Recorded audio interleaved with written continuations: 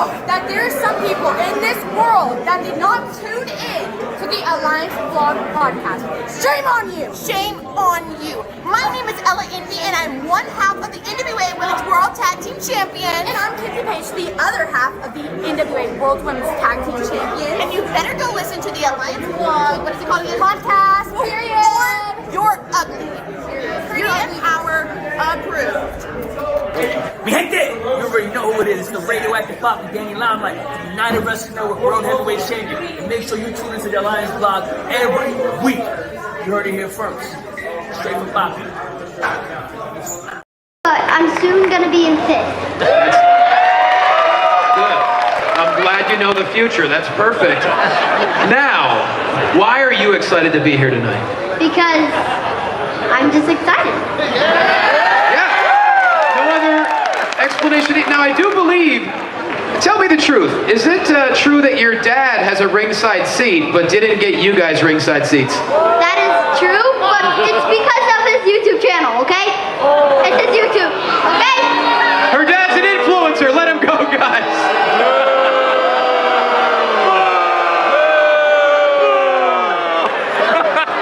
But your dad's awesome, right? Yeah. See, he's awesome! Yeah!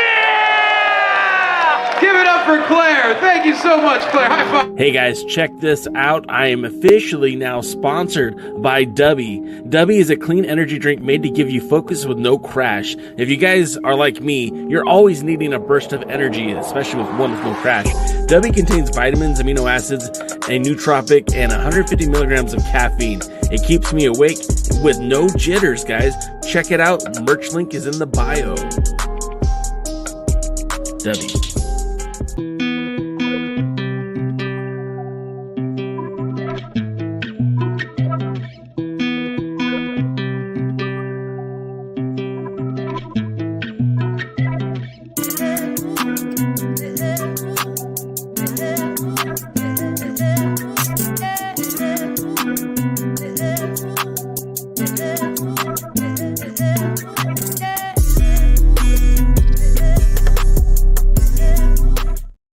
What is up, everybody? Welcome to the Pre-Party, a presentation of Alliance-Wrestling.com, your number one source for news and information for the National Wrestling Alliance. My name is Jay Cal, and I come to you every single Tuesday to talk to you, that hashtag NWA fam. Well, we talking wrestling. We talking NWA wrestling.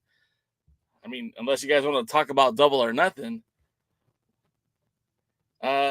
Yeah. So what's up, man? What's up, everybody? I have some friends in the chat already online on the channel. We got Championship Wrestling from Jeremy, also known as Jeremy Wrestling with the MMA. He's joined the chat. You can check him out on Wednesdays with the other lines, guys. Willie Bowen's in the house. What is up, Jeremy? What's up, Willie? Willie's already asking about the W. They don't have like a specific cherry flavor. I think they have a fruit punch. The Dragonade is kind of like a blend of different fruit flavors. You could check that out. Cherry, no. They have, my favorite is the blue raspberry. They call it Big Energy Tears. If you like the raspberry, like the same kind of like in canned beverages or candy flavored, that raspberry, it's the same thing. Yeah, man, I spent I spent Sunday on the road and in Las Vegas, about 12 hours, the least amount of time I ever spent in Sin City. I was in Las Vegas, Nevada to see Double or Nothing. Now, normally your boy Jay has some video clips ready to go and show you all the cool stuff that I saw in Vegas. However, it's been a busy day and I wasn't able to upload videos on time. So instead of actually showing you videos, I just encourage you all to check out the youtube.com/the Alliance blog. You'll see a lot of the shorts. I'll be putting those up over the weeks. We actually went live on Twitch, on not Twitch. We are live on Twitch, but we went live on TikTok, and not AEW, mind you. No, not AEW. Fight TV put a claim against one of my live videos from the pay-per-view. I don't understand how Fight has any kind of claim on my content when it was being filmed live, much like this podcast. It wasn't something off of their channel. I haven't disputed it yet, but I think I'm going to. I had a great time at Double or Nothing. Like I said, it was the least amount of time I've ever been in Vegas. Didn't even touch a table. Didn't even have even a drop of alcohol. Your boy was sober the entire time. I did not partake in any of the gambling. The dices never touched my hand. Dice. The dice never touched my hand. I never touched any cards. Never felt the felt. Needless to say, it was still a fun time. I know a lot of people who have been posting photos of the hard cam side and saying, "Oh, look, nobody showed up.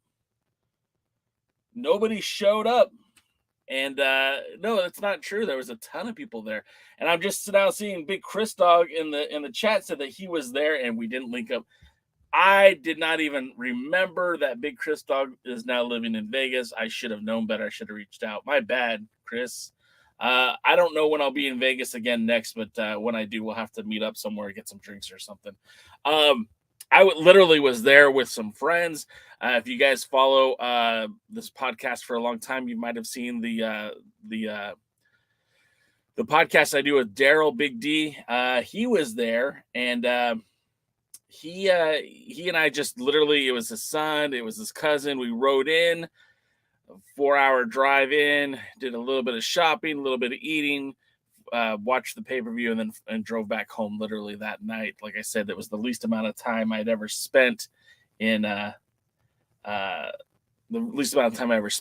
Las Vegas. Also the least amount of money too, because no hotel. All I bought was food. And the chat is already in on Fight. Let me tell you, Jeremy, I'm with you, man. I am so over Fight. From the shitty customer service, those credits that I lost because they didn't make the service available to me. So much stuff that I'm not happy with Fight. Always blaming the promotion of, oh, the content didn't come out correctly. Oh, it's the United Wrestling Network's fault. Oh, it's the NWA's fault. Yeah, never taking, never stepping up and taking the blame. Yeah, I'm not a big fan of Fight either. Going back to Double or Nothing, I don't follow the AEW product, and I was super aware of that when I started seeing things that I didn't even know were happening, like the opening match. It was a dark match. It was, I guess, not a dark match, maybe the buy-in match. I'm not even sure what they call it, but it was the Hardys and Hook versus the Gun Club and Ethan Page. And I guess they were wrestling for Matt Hardy's conservatorship over Ethan Page. So I guess now Matt Hardy has the contract of Ethan Page. Like, it sounds like some convoluted NWA storyline over here.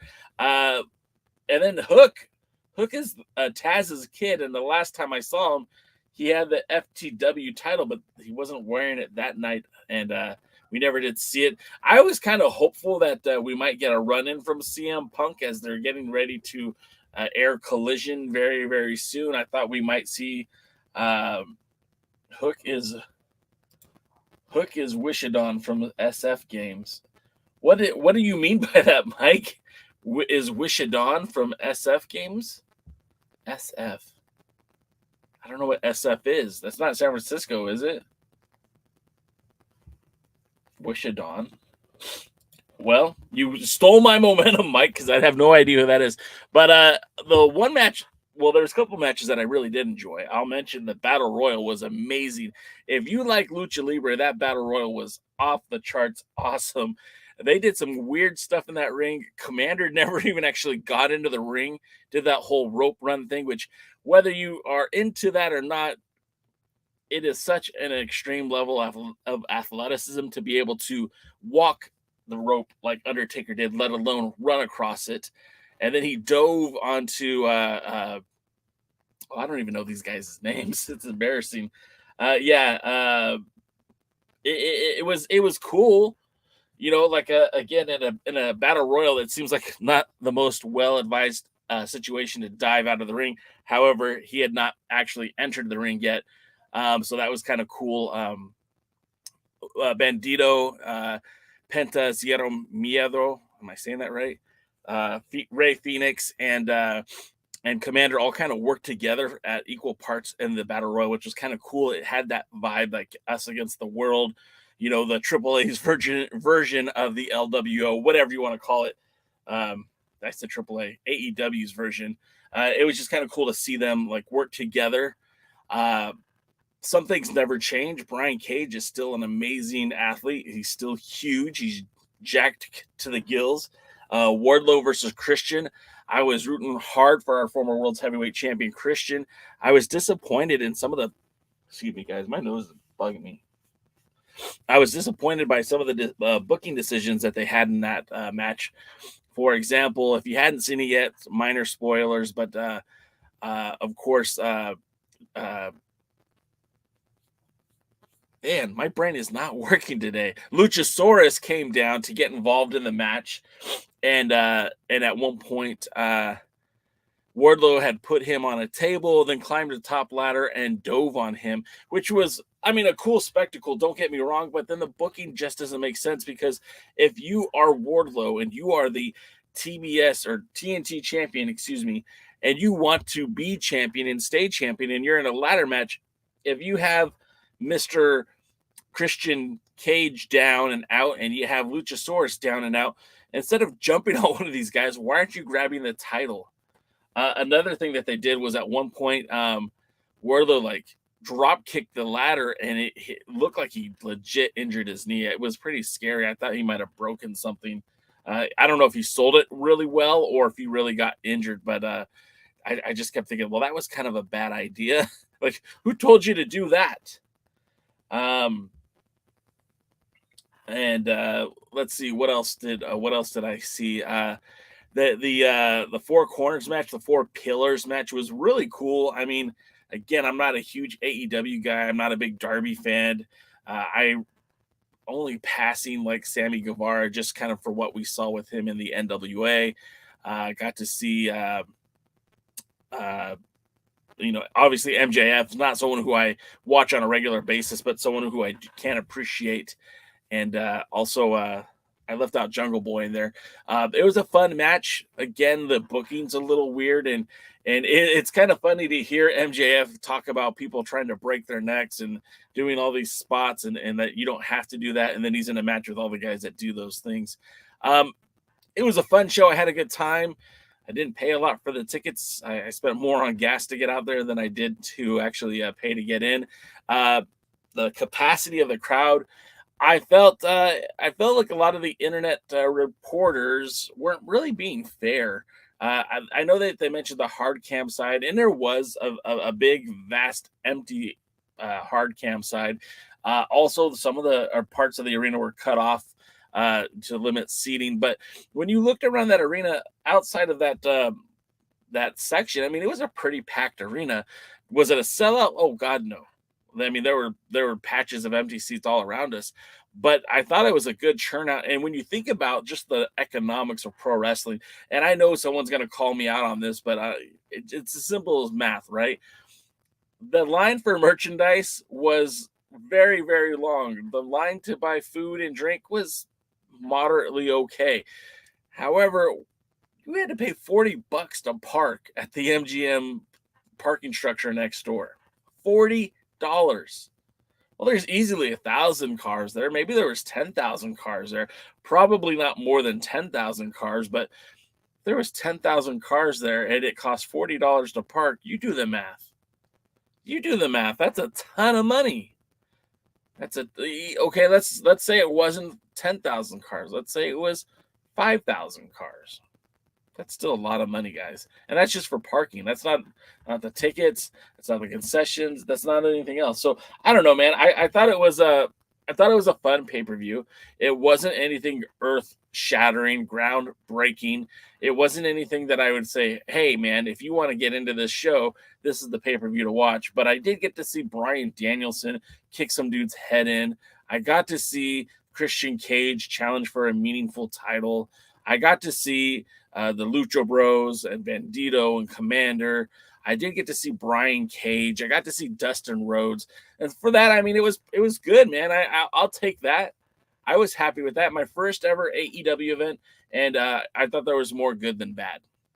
So there's your hot take with AEW. Again, I know it's not for everybody. It's not booked for everybody. Similarly, the owner of AEW, Tony Khan, is very similar in the way that our own Billy Corgan, the NWA owner, approaches the product. He's going to book a show that he thinks is good. At the end of the day, no matter what you say, I'm not trying to rhyme, I'm just here on time, Billy Corgan is trying to book a good show.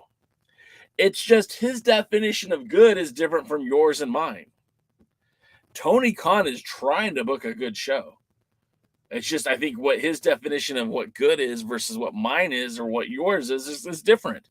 And that's okay. Can you find something good about the show? Yeah, then keep watching it. If you can't, stop watching it. Quit wasting your time. Our boy, man, I'm feeling sick, man. All of a sudden, my throat. Mike, our pal Mike went to the I almost said Smoky Mountain Innovative Pro Wrestling show. He sent me a few pictures from the event. I know he had a good time, but he had this to say: Jay, I'm very happy I went Saturday. Ricky again forgot my name until he saw my tattoo and went on. Mike, hey, the Alliance Blog side note: Carrie loves the Alliance Blog. We love Carrie. He appreciates the truth on the NWA, enjoys it when he watches, and he will meet me for a burger at 75. So if y'all come with me, we can hang out with Ricky. Carrie, excuse me. I like Carrie. I got to hang out with him briefly in Mexico. We got to hang out at the concert that Mr. Mecha Wolf was playing at, and his whole vibe. I mean, look, take it for what it's worth. His in-ring ability. Maybe he's not the greatest. He's still relatively new. I believe the character development is there. I feel like he's getting really, really good. And I can't wait to see this evolution of Kerry Morton. Like I said, from the Australia days, the Southern Six, if any of that translates, I think we are in for a very good treat with with Mr. Kerry Morton as your World Junior Heavyweight Champion. Grace Florence, who's watching our stream on TikTok, said congratulations to Alexa Bliss on her pregnancy. I know a few people who are going to be sad about that. For me, I think it's great. Love is in the air. Children are being born. God bless America. Thank you. Good night. Mike says, no, they weren't to AEW on the pay-per-view at Wembley. That's another rant I have. People shitting on them so-called fast food place saying free AEW tickets. What the F? That's called marketing. Yeah, exactly. Having tickets that are offered, like we had discount tickets. They weren't like a fast food place. It was 4 for $40. That's smart business. If your tickets aren't selling as much as you'd like them to, why wouldn't you offer a discount to get more butts in the door? Because we're going to spend money. We're going to buy our Coca-Colas. We're going to buy our hot dogs or nachos. We're going to buy T-shirts. We're going to pay $40 for parking. Why wouldn't you get the whole point of a wrestling promotion, especially at this big corporate level, is to get butts in the door, right? The pay-per-view ticket sales are, outside of the front row, ringside area, they don't have to be super expensive because people are going to pay by a concession, by merchandise, and by parking. I mean, you want bodies in the door more so than anything else. And that's what our boy Mike went on to say. Use the tickets from paid sponsorship as a way to get more people to buy food and gives the tickets. It's a win-win because the people who buy food for free tickets will buy merch. Exactly.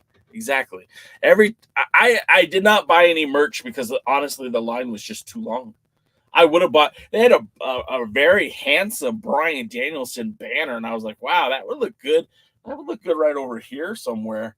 But I mean, gosh. And they want to wait in a 30, 40-minute line while the pay-per-view is going on. And it never ended. Like, we left and there were still people in that line to buy merchandise. So, I mean, What does that tell you? People were there, they were invested, people were spending money. I don't know specifics, but I bet you T-Mobile was happy to have AEW there. That W sure hits different when you're thirsty. Willie says if Billy Corgan is booking a good wrestling show, then he should know that Tyrus hasn't had that many NWA World Heavyweight Championships. Yeah, defenses. Yeah, I mean, and that's the thing, Billy came out just recently in that New York Post interview and said, hey, if people aren't watching our show because of Tyrus, then they're not true wrestling fans. And again, I know what he's trying to say, but goodness gracious, he chose the wrong words. And that's the thing, like Billy Corgan is not afraid of controversy. He's not afraid of saying something that will be incendiary to the readers of that. It's the same way that he's done his music, where he's gone against the grain his entire music career, some 30 plus years. So again, I'm not surprised that when it comes to wrestling, he's going to again go against the grain. Now, the difference between Billy Corgan, the musician, and Billy Corgan, the promoter, is that Billy Corgan, the musician, has a track record of success. In the NWA, we don't have that same leniency. However, by leeching onto the NWA name, it's the nicest way I can say it, you've built in some credibility and you built in some goodwill. But I honestly feel like that goodwill is starting to leave the room. And if Billy doesn't start doing things that are in more accord with what the fans want, then he's going to have a hard time selling tickets and pay-per-views. There's people in this chat right now, or maybe not this chat, but other chats that are connected to the show, who aren't buying tickets, who aren't buying pay-per-views because they're sick of it. Tyrus is your world champion. I don't think Tyrus being world champion, me not liking Tyrus as world champion, has very little to do with Tyrus. Well, let me rephrase that. Let me rewind that. Tyrus as a human being, I don't really care much about. I don't hate him. I don't love him. I'm indifferent towards him. His political values, are they different than mine? 100%. Would that stop me from watching him wrestle? No. But he's not very good. And that's what would prevent me from wanting to watch him wrestle. This isn't a situation where I don't dislike Tyrus because my political views are different than his. I don't want to watch Tyrus because Tyrus can't wrestle anymore, not at a high level. And that might be offensive to some people. Well, sure, enjoy. But I like to see wrestlers who can actually move in the ring. And we keep getting the comparison. Oh, he looks like Andre the Giant in the ring. Yeah, Andre in his prime, when he was touring the world as a pro wrestler, was amazing. Andre the Giant in his prime could do drop kicks off the top rope. What do you get with a Tyrus today? I don't know. I'm not a fan. Can he tell a good story? Absolutely. Does he make me want to order pay-per-views? Man, he could sell a match, but when it comes time to execute that selling, it's just not there. That doesn't make me less of a wrestling fan. That makes me a realist. You know what? You could put somebody in there whose political beliefs I don't necessarily agree with. That's fine. Can they wrestle? If they can't wrestle, then I'm not going to enjoy the match. And that's, I think, I think had Billy said, look, I'm not using Tyrus, I don't know. I just feel like the way that he phrased that turned a lot of people off. It's not that his political beliefs are what's keeping people from being a fan of Tyrus. It's his inability to work at this late stage in his career. If we had Tyrus from the Funkasaurus Rex or whatever they called him in the WWE, who could move a little bit, then maybe I wouldn't have had a problem with having him as WWE World Champion. Excuse me, as NWA World Champion. I'm not here today, guys. Then I would be more interested in seeing that. But he can't move in the ring. At his best, he was okay. And your world championship should be far from okay. He should be the top, the higher echelon. Your Samoa Joes of the world, your Bryan Danielsons of the world, your I don't know, good wrestlers, Kurt Hennings, Bret Harts, Ric Flairs, Ted DiBiase's. Give me someone who can get in there and wrestle, have a good match. All right, let's get to some of the comments. Mike says, Jay, Carrie has come a long way since my stance on it from what I once said. Wow, looks better, wrestle smoother too. I really feel like Carrie being on that road trip in Australia with as many repetitions as he got in and working with those guys, I really feel like it's going to make him better. Remember, steel sharpens steel. If you're going to test your metal, you got to get out there and test your metal. And I feel like, 10 shows in 15 days is going to forge a much stronger Carrie Morton. Jeremy, if you're at the 75th anniversary show, we're all going to grab some burgers. Yes, we'll all meet up. That's for sure. Jammin' Music Man's here. What's up, bro? Willie Bowen, wrestling with MMA. Mandy's in the house. What's going on, Mandy? All right, let's see more comments. Right, in the fast food place, money for them. Yeah, I'll get away from that. Why charge someone $40 for a seat when you can fill 4 for $40? And that's the thing too. That's a good point, Jeremy. You said that's smart business. If I have 4 people there for $40 versus 1 seat for $40, 4 people are more likely to buy food, buy merch, buy refreshments, and also it looks better on TV. And what are we selling here? Wrestling is a television product. Yes, the live audiences are what make it great, but those pay-per-view numbers, to get those huge pay-per-view numbers, it has to look good. And remember, it's not just the footage that they're shooting right then and there for the pay-per-view, but it's the history, right? When years go by and AEW and Honor Club have merged and formed some sort of Ultimate Wrestling Network, and that AEW footage, I mean, they're going to have so many shows, so many matches for all the elevations, all the darks and everything else. And if that crowd doesn't look good on that camera, people are going to be inclined to think that the product wasn't good. There's just a lot of elements to it. It's also advertising. I get it. Let's see. Mike says, I can't stand marks who think they are snarky sending pictures over Twitter like that. Yeah, I mean, it is what it is.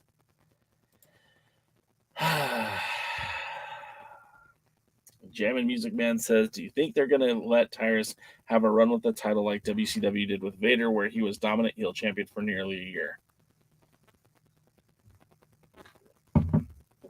Man, I hope not. Right now, with the way that the NWA has been presented, I'm ready for everybody to be recycled out as champion. And unfortunately, I also throw Carrie Morton into that. I feel like things have gotten very stale. Tyrus won that title back in November. And I can pull it up right now. Since November, Tyrus has not had a lot of title matches. In fact, I think you could say he's had probably about 5 title defenses since winning the title. Let me see here. I'll give you the official number right now. So as world's heavyweight champion, for 199 days, he has had 4 title defenses. Matt Cardona in February at the Nuff Said pay-per-view. Roland on the subsequent television tapings the following day. Daga at the World is a Vampire in Mexico City. And Chris Adonis at Highland Park. So, I mean, he has defended the match on the pay-per-views. But now we're going into the Crockett Cup, and he's not going to be defending the title there, at least as it's being promoted. So, again, I don't want to get too much idea. I don't want to get too involved with Tyrus as world champion. But, yeah, show me why he's bringing in the value. If you're telling me that Tyrus sells tickets, like show me the math. I'll shut up right now and say, yep, Tyrus is a great world champion. If you could show me that he's bringing all these people in. Well, no, I second that. I won't say that because he's still awful in the ring. And I don't know, like you went to Highland Park and you sold 400 tickets and we're all patting ourselves on the back. I mean, that's great. Highland Park, it was for to raise funds or raise awareness of what happened in the community with the shootings. And I get it. Like, you're trying to send a statement, trying to make something, do something nice for the community. That's all good and well. I said that was I don't even think that was a fundraiser or anything. I think they just had a show to just kind of help things get better. But at the end of the day, 400 people in Highland Park, 400 people in Florida, 400 people here. I mean, these are great numbers for an indie show, but is the NWA content with being indie, or do they want to be something bigger? I don't know. 0 is what you get from Tyrus. Maybe it's true. Wrestling with MMA says, Tyrus politics I could care less about when he is in the ring, and it was a stupid statement on Billy's part. Tyrus has not come out with a Fox News gimmick, and it's come across as Billy reaching for an excuse other than his champ can't go. See, and that's the thing. I think the delusion is strong, right? I think when people hear, when the NWA in particular hear, like, oh, Tyrus sucks, I don't think what they hear is Tyrus is a bad wrestler. I think what they hear is, oh, Tyrus is too political. I don't think anyone in this chat room is going to say they don't like Tyrus because he's too political. I think what we're going to hear, if you survey the crowd here tonight in this chat and all the other chats, it's that he's not good in the ring. He's not believable in the ring. If he's a bad dude, he's got to act like a bad dude. And grabbing someone and doing the little tongue and death grip, come on, man. Like, I don't know. You guys are working me up right now. I'm getting flustered. Rusty, I just read your comment. I'll get to that in just a second. Our pal Dow, hey, any idea why Latimer was pulled from the XPW event the other day? Is there heat with Corgan and them now, or what's up? I haven't heard specifically, but also at the same time, knowing Rob Black the way that I do, and I don't know him personally, so this is only professional. I've never met him. But XPW, past, present, and probably future, has always had issues with getting people to their events to honor their contracts. I don't want to say anything more than that, but I just know that there's always been struggles with the talent relations at XPW, and it doesn't surprise me I wouldn't be shocked if Billy pulled Tom Latimer from that card, but I also don't think that's why Tom wasn't there. Also, did they get rid of Velvet Sky? I'm not seen or heard from her in a while. Dow, what happened is that she was she had a, I'm going to say this as respectful as I can. She has a cat, and a cat she loves like family. And I know some people, we have dogs in my house, and we love our dogs.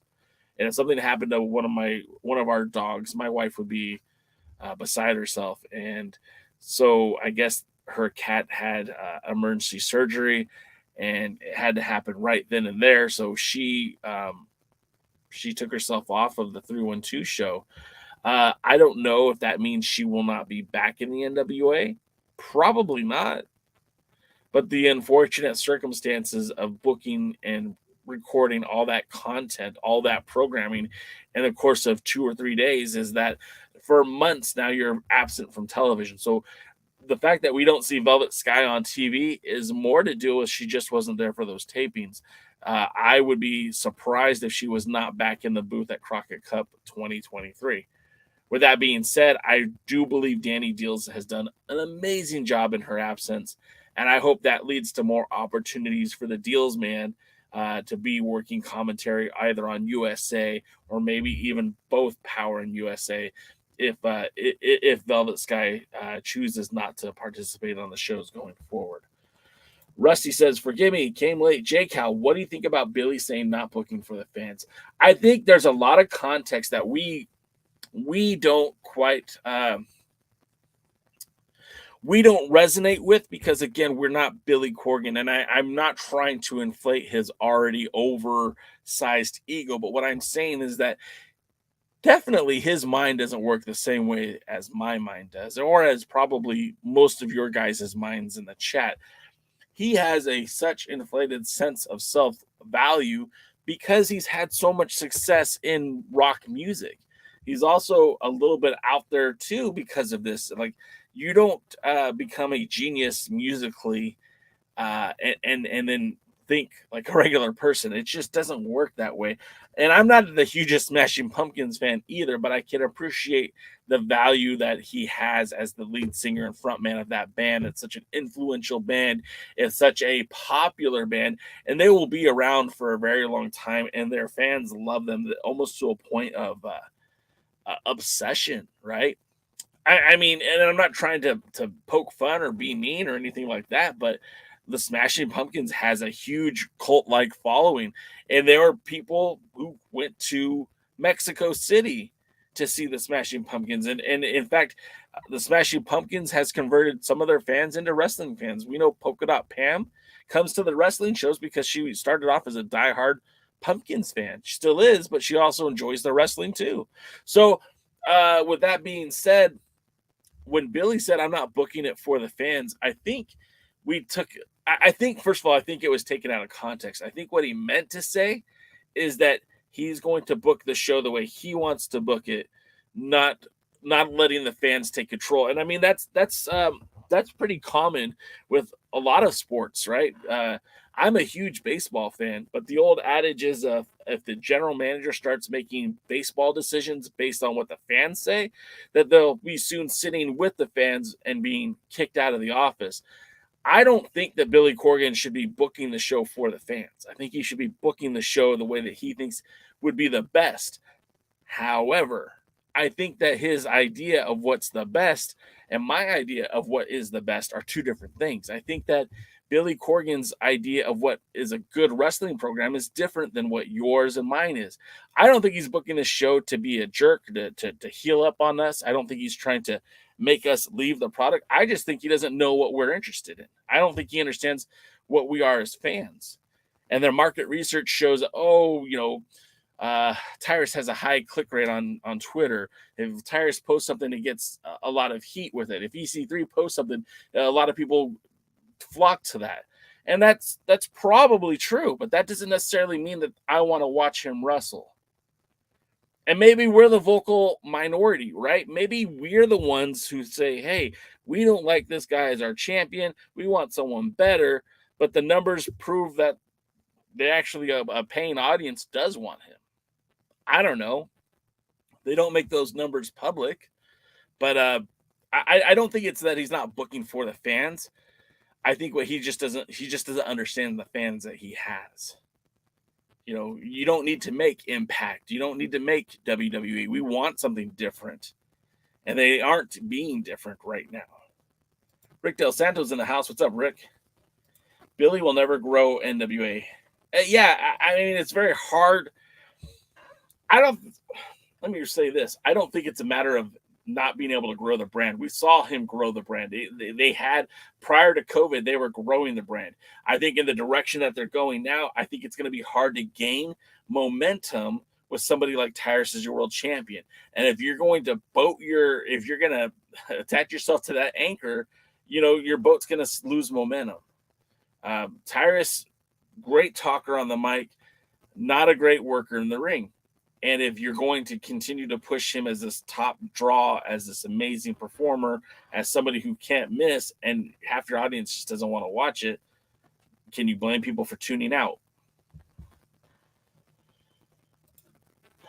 Dave Scooby brings up that MLW and Battleground Wrestling usually have 800 to 1,000 fans at their quarterly events and tapings at the ECW arena. Yeah, and also that's true, Scoop. That's totally true. But we have to take into consideration that they're also running the ECW arena, where wrestling on the East Coast is a lot more. It's what's the word I'm looking for? I'm not saying it's more professional. I'm not saying it's better. I'm just saying that the fans are kind of trained on how to enjoy the content. And especially when you look at the ECW arena, there's been so many hallowed promotions that have ran there that are gone. And there have been many sacred promotions that have ran there and were still in existence today, much like MLW and Battleground. I think that, I'm not saying that the ECW arena is like the Valhalla of pro wrestling, but I'm saying that it's sacred ground, and when you run that area, if you have the right talent, fans are going to flock to that with or without storyline. The NWA isn't driven that way. The NWA right now is driven by power. Its pay-per-views are, if the pay-per-views are the main reason why they're running these shows, then they're not doing a very good job of building up to the pay-per-views. I enjoy the NWA pay-per-views, but I don't feel like power directly gets you ready for those pay-per-views. Again, this is like I feel like the problems with the NWA are plentiful. I feel like they can do things so much different and would have better results. But I also think it would only take a little bit of tweaking to make this promotion, this 75-year-old legacy brand, into something meaningful. But again, Billy isn't taking my notes. He's going to run it the way he wants to run it. And that's his prerogative. But much like it's being echoed in the chat, like, how are you going to grow if you can't get fans to go there? Jammin says Knox and Murdoch are his picks for the Crockett Cup. I mean, they might as well be. Rob Black as well. Rob Black and by all accounts. Yeah, I don't have anything nice to say about Rob Black either. Rusty said, so sad. Too many 400 to 800 crowd shows make NWA look too indie. I get the perception on that, but you got to remember, too, that not every single match that Ric Flair wrestled was in front of 10,000 people, right? I mean, sure, you have the Omni, right? But he was doing, VFWs. He was doing bingo halls. He was doing high school gymnasiums. We have to take the idea that a show is all based on ticket attendance. We kind of have to, maybe it sounds like I'm talking out of both sides of my mouth here, but attendance isn't going to be the end-all be-all for your promotion. But when you're doing your pay-per-views, your numbers should be better. They should be. You're doing pay-per-views. I mean, you're asking people to pay for that event, not to watch live, but to watch on television at home. You got to give them something. 312, I know a lot of people didn't enjoy. I still haven't watched it. Crockett Cup is coming up next week. I'm feeling very optimistic about the pay-per-view. I'm feeling very optimistic that we're going to be happy with it. I'm looking forward to it. Do I wish there was a world title match? Absolutely. Do I wish there was going to be a new world champion? Absolutely. But we're going to have to wait and see. And hopefully that the Crockett Cup is treated with respect and dignity while furthering the storylines for the NWA to build up to the 75th anniversary show. Because let's not make mistakes about anything. The 75th is the granddaddy for the NWA, right? That's the one. That's their marquee. It's funny. Hard Times is an NWA Lightning One era branded pay-per-view, but the anniversary shows go back, to the old the old guard. We're talking about the Pro Wrestling Organization, the Bruce, not Bruce, the Robert Trowbridge, the Fred Rubenstein, the David Marquez, the Mike Porters, the Bill Barons, the Ken Taylors of the world, right? That was their wheelhouse. The anniversary shows kind of went away during the Bruce Tharpe era. The Lightning One era brought them back as a pay-per-view event. Great idea, by the way. The Crockett Cup is more a Jim Crockett Promotions deal, right? Like that was a JCP thing, but it makes sense in the Lightning One era to have that included. And it's good for business because it brings the nostalgia that we are all so thirsty for back to the NWA. But Hard Times, I think, is probably the most successful pay-per-view in the Lightning One era that's not attached to the past. It's only a current pay-per-view. And I really hope I just hope the NWA continues to grow so those pay-per-views continue to be meaningful. I kind of got lost on what I was offering there. And if you really want to get upset, join the other Alliance guys tomorrow night with Tim, Jeremy, and Dave Scooby, as they are going to offer a spirited defense of WPC's booking philosophy. So make sure you stay tuned for that. Willie Bone says, Knock and Murdoch are my picks for winning the Crockett Cup. I think I've already read that. But, yeah, I think that's a good pairing. I think, we're going to see them tonight. And I made a promise to myself that we were going to talk about tonight's show a little bit. So let's talk about it for just a few seconds. Of course, tonight is the Power episode. We are going to have a non-title Country Gentleman versus Mike Knox and Trevor Murdoch tune-up match. As I said in the description of this of the video, Knox and Murdoch are anything but country gentlemen. But this is going to be a big old hoss fight if we're lucky. If we're lucky, this is going to be, some intense big man slapping meat type action. And I'm looking forward to it. I think that's going to be a great match. And it'll kind of let you know where we're going to be in the Crockett Cup, because both of these teams are, they're already in the second round. Knox and Murdoch were seeded number 3. Keep that in mind. Yes, they've had a few victories on Power, but they got seeded better than the U.S. Tag Team Champions. What on earth is that about? For that, the Mortons got seeded better than the U.S. Tag Champions. For that, Adonis and Tyrus got seeded higher than the U.S. Tag Team Champions. Is what it is, right? But that's the NWA for you. Also on tonight's card, the Now make their return, NWA in-ring return. I don't know if this is their debut for Power, but it might be. I'm going to look that up right now while we're talking. The Now, obviously, Vic Delicious and I can't remember the other partner's name right now. Let's see. I can't even find them as a tag team. There we go. And Hale Collins, that's right. Vic Delicious, Hale Collins. This will be their total of they've actually had a few appearances. They're at the Crockett Cup. Then they wrestled against the Country Gentlemen on USA. Then they wrestled against wrestled for the tag titles at the 74th anniversary show. They were on the Surge in a handicap match where they wrestled Scion, Eric Jackson, and Jaded Newman on USA, Ill Begotten on USA. So this is like their first actual episode of Power, it looks like. But yeah, I mean, I'm happy to see these guys back. Of course, they're going to be a part of the Crockett Cup as well. Excited to see what they bring to the table. I mean, we've all seen them wrestle before, but it'll be interesting to have them get another tune-up match. And that's kind of what we're seeing tonight, a lot of tag team wrestling. Now, this one kind of makes me scratch my head because you've got Mercurio and Magic Jake Dumas, who are not in the Crockett Cup. You've got Joe Alonzo and Jamie Stanley, who are not in the Crockett Cup. It's like, guys, what are we doing here? Look, Joe Alonzo, Jamie Stanley, that's a good idea because they've been working together. Mercurio and Magic Jake, it's a little bit confusing because they've mostly been feuding with each other. But again, you had Smoke and Mirrors right there, locked and loaded, ready to go. Why didn't we get that? Let's see. Let's go. All right, let's get back to some more of your guys' comments. We'll talk more about the rest of the show as we get closer to the end of it. Dodie says, you need to hear the fans, but don't let the fans dictate to you. Dodie, that's 100% what I'm trying to say. Hear the fans, but don't necessarily book to the fans. Like, look, if you give me everything I want, I'm still going to get bored. I know this. Don't give me everything I want.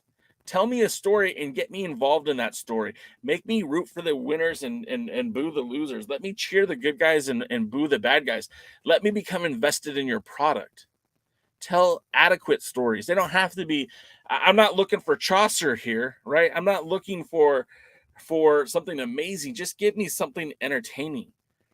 It doesn't have to be a grand story. It doesn't have to be the Iliad. It just has to get me through 30 to 40 minutes of wrestling. That's it. Rusty says rock music is not pro wrestling. 100%. Billy Corgan once said that pro wrestling is the last bastion of punk rock. And what he meant is like there are no rules, right? But there are rules. It's very formulaic, and success can be traced back to people following the formula.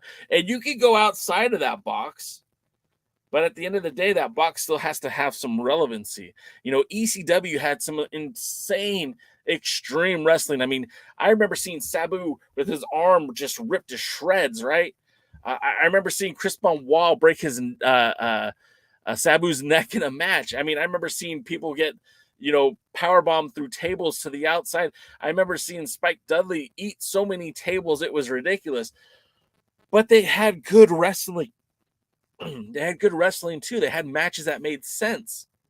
They had some barn burners. I mean, go watch Scorpio, Too Cold Scorpio and Chris Jericho, right?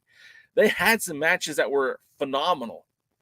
Phenomenal wrestling matches.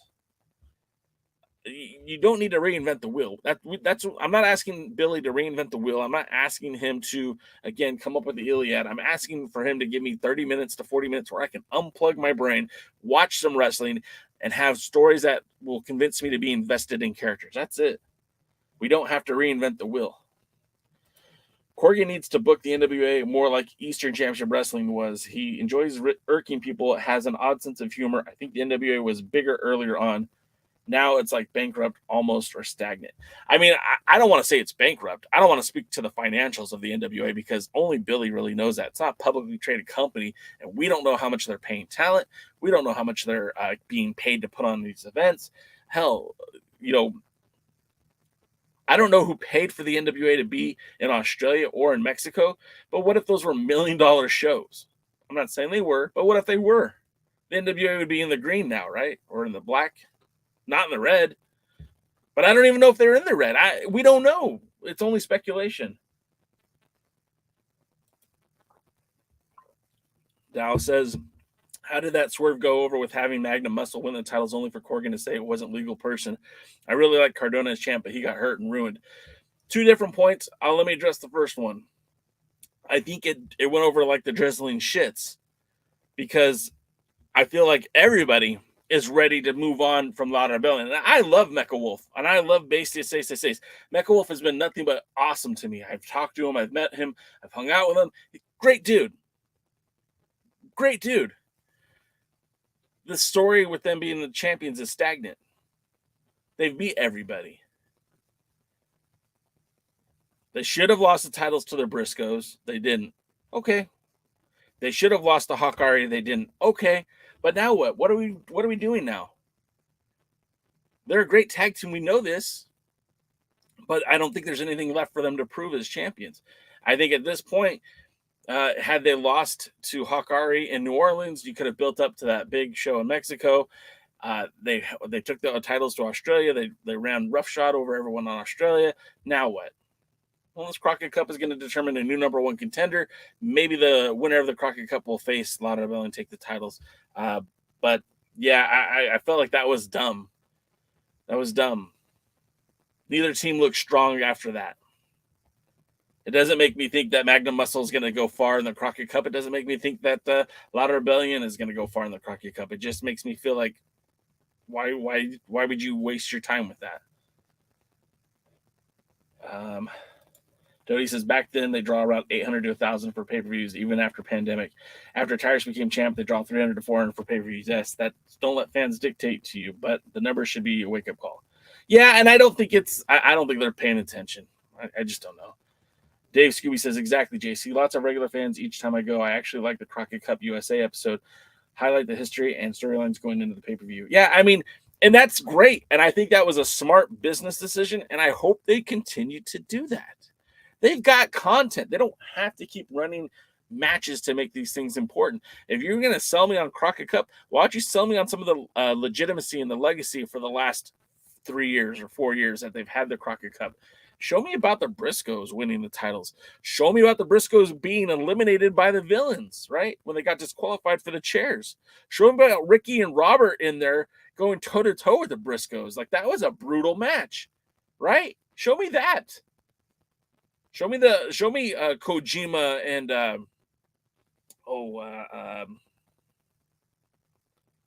forgot his partner's name. Show me the New Japan talent. Show me the CMLL talent. Show me Flip Gordon and Bandito as a tag team. there's so much content that the NWA has already shot in its 5 years. Like, there's matches galore that they can pull from. They don't have to create new content for every single show, especially the leads into the pay-per-views. These should be the pre-shows, right? This should be the pre-party with Gary Horn and the Crockett Cup, and show all those matches. That's just my idea. Dow says, I like Tessa Blanchard was an XPW, as seeing her and WoW on here lately. Rob Black got away with what he did to Miss Hayam. Shit. Yeah, I mean, look, he's not a good person. He's not. But that's enough about that.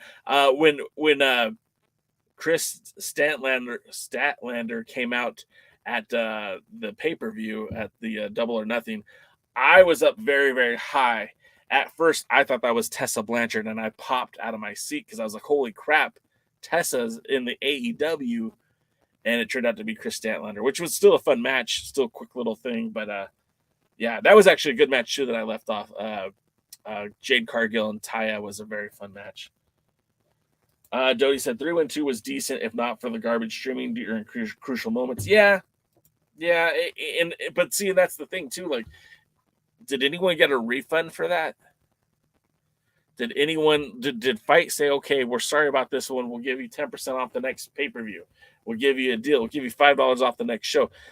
As far as I know, they didn't do anything. As far as I know, the NWA didn't do anything. So as it stands, we still have this in Dodie's word, a decent pay-per-view that had some streaming issues, and nobody got punished for that, except for the fans. Dow says the problem for Corgan is he's a heel. Everything he does upsets people. Like those who like tradition don't like that GAX or things like that. Then those into that he alienates by having tires. Yeah, I mean, he's at the very least he's a tweener. Brings out those titles. Oh God. As far as Billy's doing a one-man show basically. He's using his Smashing Pumpkins brand to further the NWA, not just wrestling tour, but also music-wise, for the residuals and all else. SAG credits also for his wrestlers. Billy's doing his own form of wrestling, not for us, not for the traditional fans. Not for the traditional fans, that's for sure. And that's a problem, I think, and that's where I feel like he's going to regret that decision at some point, because had he appeared to the fans that were here willing to accept an NWA that was promised to us at the original Power tapings, I think all of us would have embraced that NWA. We were there up until the pandemic, and most of us stuck around after the pandemic. Then they decided to put it behind a pay window, which was the mistake, and they got rid of some of the creative people involved with it. That was a mistake, and the products have been downhill ever since. But we're still here. At least some of us are. Okay. Dodie says we have Crockett Cup and we have Chase next time. NWA need to be going home. Oh, yeah, that would be kind of cool if the NWA went to Waterloo. If they were smart, they'd somehow try to get connected to the Hall of Fame, the International Wrestling Hall of Fame in Waterloo. I think that would be a very appropriate place to be. Let's see. Sorry, guys, I'm trying to get to your comments, but I also want to get to the rest of the show for tonight. So let me just pull that up real quick. We'll talk about it, and then we'll finish talking about your guys' comments. And then, of course, we've got Samantha Starr versus Kylie Paige. I think this is going to be kind of a primer for what we should expect at the pay-per-view with the women's war match. Samantha Starr will be on one side of that pay-per-view, and of course, Kylie, the sister of Kenzie, will be a part of the Team Empowered. So that should be, I mean, at the very least, it's kind of setting that up, which I think is good, as this is your last show before the pay-per-view. And then also this one should be fun. It's going to be a face-off. Oh, you guys didn't see that. Face-off with Thrillbilly and EC3. I think EC3 is fun on the mic. I still don't think he knows where he is supposed to be with the NWA. Thrillbilly, I think, is ready to take that national title. I don't think they're going to give it to us, though. I think that's another part where Billy's going to make us wait for it. And I don't know. We'll see what happens. But I don't know. I'm doing a lot of rambling, and I should just go to your guys' comments. So real quick, we'll wrap the show up as we go through some more of your comments. Willie Bowen says the Crockett Cup should be legitimate tag team only. The World Heavyweight Championship match should have a single match with them. I agree that I would prefer to have more established tag teams, but that's not even the history of the Crockett Cup. I mean, if you look back at some of the winners, Dusty and Nikita, Sting and Luger, like they weren't established tag teams. They were just teams that were thrown together, and they've had repercussions after the fact that Sting and Luger became tag team champions multiple times throughout the years afterwards. Dow says that to me, the Crockett Cup seems like a mishmash of all these people thrown together. I don't really have much interest in it, which is fair. I mean, I get that. I like tag teams and I like tournaments, so I'm kind of excited about it. I also think you have some good established tag teams in this tournament, and I think you might have some good established tag teams after this tournament. Make no doubt about it. I think the team up of Murdoch and Knox is going to be around for a while. I don't think this is just a pay-per-view for the Crockett Cup. I think you might have something really special there. And Trevor Murdoch was a tag team wrestler. He was known for being a tag team wrestler. He's held WWE tag team titles. Now, he had an amazing run in the NWA, holding both the world titles 2 times, holding the national title. But tag team wrestling is definitely in his wheelhouse. And why not cement the legacy of the tag team titles with a great tag team wrestler? And Knox has proven to get himself over when he's teaming with Murdoch. It's been a fun tag team. I think it has nowhere to go but up for those two. And there's some pretty good tag teams in the tournament. We've got the Country Gentlemen. We've got let's bring it up. We got the Country Gentlemen. We've got Blunt Force Trauma. We've got Latimer. Well, okay, that's a tag team thrown together. Latimer Titus. You've got Dan Math and Sean Donovan. You've got the Heat Seekers. You've got the Now. But there are a lot of teams in here that are kind of random. The Fixers are in it. Savages. Okay, you might have a good point. But let's see more of your comments.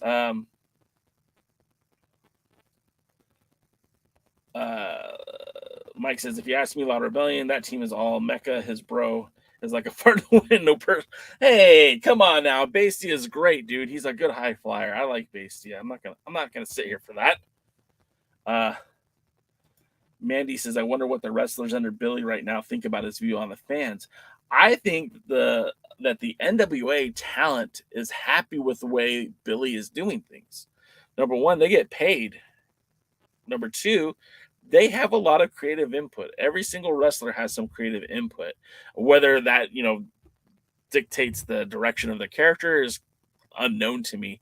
But I think that each talent has an opportunity to showcase themselves. And for somebody like Silas Mason, right? Silas Mason, they had nothing really for him. They put him and Pollo together, and it's gotten over. I'm afraid it's going to be like the Fixers over, though, and at some point it's going to turn around and people are going to dislike them because of their success, because it's so them, if that makes sense. I was talking to somebody who even they recognized that the NWA really did a number on the Fixers by, first of all, giving us the Fixers and then giving us too much Fixers. And I feel like the NWA is very dangerous of doing that with Pollo and Silas. If they can, I want to see him wrestle more. Let's see him wrestle more. Let's see promos less. Let's see. Wait, I'm going to go Dow first. Sabu crazy glued himself together from Born to be Wired. That Spike Dudley, Mike Awesome match. Then Tatanka, they had good stories like Sandman Kid and Raven. Exactly. There was stories to be told. There was more than just the violence. Mike says, that's funny, Jay Cal. Even every match Sabu had at ECW Ranger, he got injured in. I was there. So in 2015, I caught up with him and told him that a lot. He laughed, and then he just said, hey, no one wants smoke. Yeah, I've heard that's pretty much how he is. Willie says Dave should be the owner of the NWA. I don't disagree with that.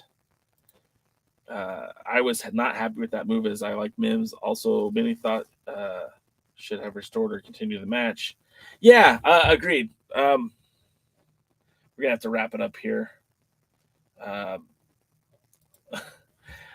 don't know that the fans have left in droves, right? I don't know that the fans have left in droves. Have they lost some? Absolutely. Absolutely. But if you go look at like, I'll pull it up right now. It's about to start anyways. But if I go to the YouTube channel right now and I go look at youtube.com/NWA, you know, there is, as I'm pulling it up right now, there's 284 people in the chat right now getting ready to watch the NWA, and it hasn't even started yet. Their show on Saturday, which was a recap, they had 11,000 people watch it. The last week they had 45,000 people watch Power. USA, they had 42,000 people watch that. The Crockett Cup standing, or the seeding, just the seed announcement, they had 13,000 people watch that. The Power before that, 30,000. So, like, I mean, I don't think people have left in droves, but it might not be as much as it was. And I get it, like, because, you know, people get disappointed by it, and that's fine. All right. As much as I'd like to get to all of your guys' comments, it is now time for Power, so we're going to wrap it up. Thank you guys for tuning in. The other Alliance guys will be here tomorrow. They'll take more of your comments for the Crockett Cup. Of course, hopefully Thursday we're going to have a big show with everybody, and hope you guys will be there as we break down the Crockett Cup in its entirety. I do appreciate you guys being here every Tuesday. It's actually one of the highlights for me, and you guys always bring it and give me a good time, so I appreciate you guys for that. But until next time, I'll see you at the matches. Go watch Power. Thanks for checking out the pre-party, a presentation of Alliance-Wrestling.com. You should hit that subscribe button and join our community. I also want to remind you that we recap NWA Power every Thursday at 8 p.m. in the live stream. We try to stay social, so find us at the Alliance blog